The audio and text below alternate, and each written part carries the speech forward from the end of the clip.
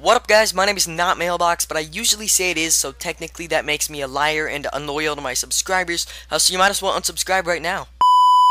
What up, guys? My name is Mailbox, and today I've got a little story for you guys. You guys know that one of my favorite things to do on this channel is to tell little life stories, and a lot of you guys tend to enjoy it too, so I don't mind doing it. You know, I like posting these life stories, and today I'm going to be telling a really creepy story. Now, there's a difference between scary and creepy in my book, and I have posted a scariest moment of my life commentary. You guys can check that out on the screen if you missed it. It was a while ago, actually, so if you're new to the channel, you probably haven't seen it, but it was about death, you know, a friend dying, something like that, and you guys can check it out if you want to. But today I've got a really creepy story that I have never even thought about telling on this channel, just because I kind of forgot about it for a while now. This happened back when I was probably around 8 years old, something like that. I was pretty young, you know, and it's actually about how a guy in a van kind of confronted my little sister, my mom, and me at nighttime. So here's how it started. I was at my friend's house, probably a few blocks away, you know, maybe half a mile away, and they were having some barbecue, some get together. It might have been New Year's. I honestly don't know. I don't remember this. But we were having some type of meetup and gathering, and when it was all over, me, my mom, and my little sister were walking home, you know, and it probably took about 10 or 15 minutes to walk home, but it was pretty dark, you know. It was late at night, probably 8 or 9 o'clock, something like that. It was, you know, it was pretty dark. You couldn't really see, but my mom was actually walking my giant German Shepherd dog, and my dog now, he's kind of old. He's not exactly in the best shape ever, but at this time, you know, he was really healthy. He was huge, he was really strong, and he just, you know, he looked like a really protective dog. So we were walking home, you know. My mom was carrying the, or not carrying, but walking the dog on a leash. My little sister, probably 5 or 6 years old, and then me walking around, just messing around, 8 years old.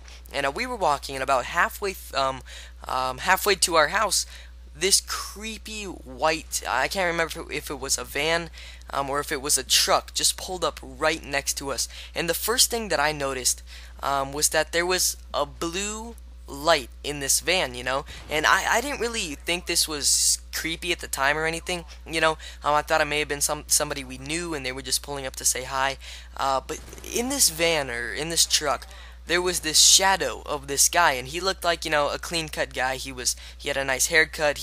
I couldn't see his face, but he looked clean, you know, he looked normal. But it was literally just like a black outline of this guy and this blue light in the background.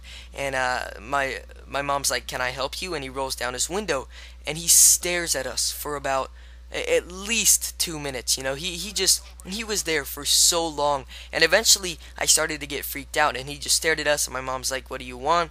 And eventually she actually screams at him. My mom screams at him. She goes, "What do you want?" or something like that. That's what I remember. And eventually he just rolled up his window, and he drove away, but he was staring at us and kind of fiddling his hands, just moving his face around a little bit, and you know, for a good 2 minutes, and it really creeped me out. So what I wonder is, you know, what did he want? You know, what did he want from us? I always thought, you know, could it have been like a kidnapping or something like that? Maybe my dog had something to do with it, that we had a dog, a protective looking dog. He may have, I don't want to, you know, exaggerate it, but he could have, you know, saved our safety. You know, he could have kept us safe that night just for being there. So I don't really know what happened, but I don't remember how much longer after that, but I found this house a while after that, probably a month or so after that. And it was at nighttime. I was at my friend's house again, and just in that neighborhood we saw this house, and it had a similar blue glowing light in the garage. The garage was open, and that freaked me out. From then on, you know, I've always been afraid of that house.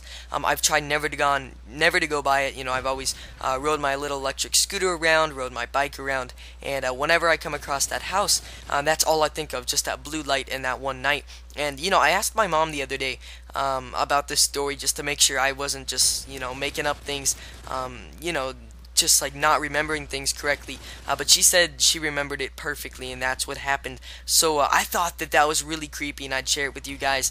It could have been a possible kidnapping, you know, I don't know, maybe that's a little bit of exaggeration, but he just stared us down for quite a bit of time. So What I want you guys to do in the comments is leave me a comment. And by the way, look at this score. Look at this score, man. This is a 2v2 with some random guy that I met in the lobby, and they're getting 3 tags. I mean, what is that? God, this was just too easy.